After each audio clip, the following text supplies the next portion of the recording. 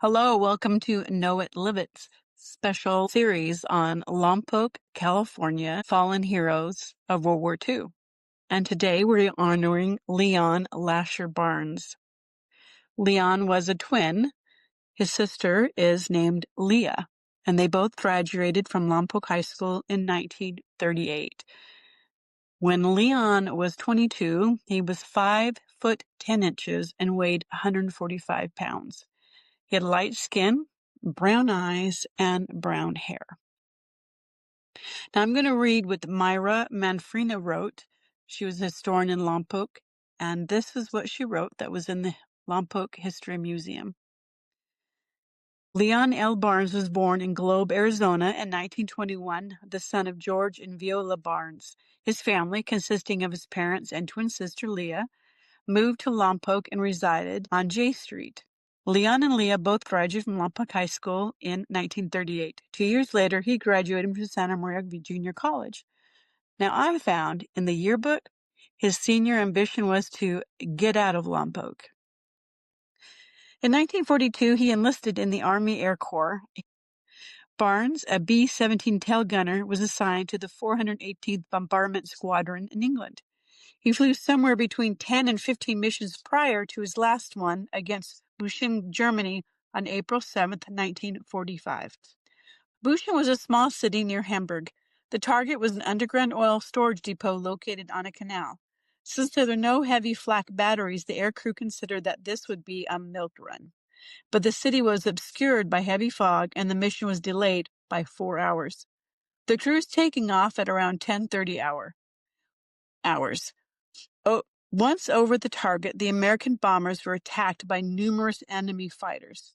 Barnes defended Goldbrick with sustained fire from his machine guns, and his accurate shooting resulted in his sharing credit for an enemy fighter shot down that day.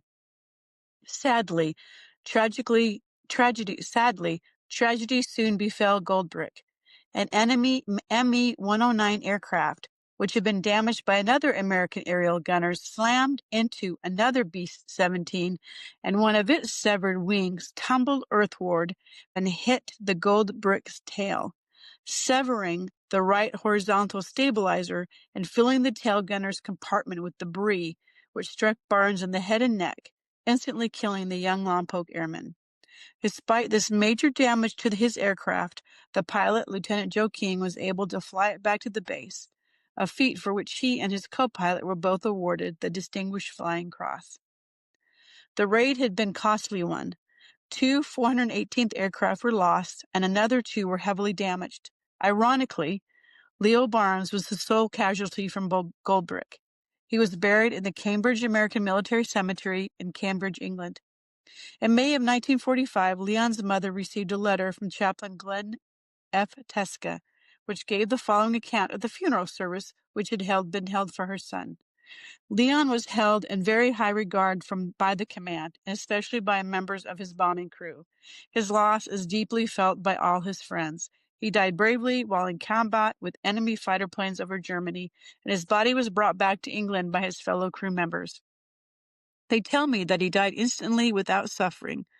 A Protestant chaplain performed a Christian burial service with full military honors, laying him to rest in one of our American military cemeteries here in England.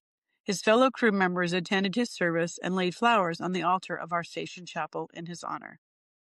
Barnes' mother also received a letter from his bombing crew which indicated that the plane was well protected by Leon until the main danger had passed.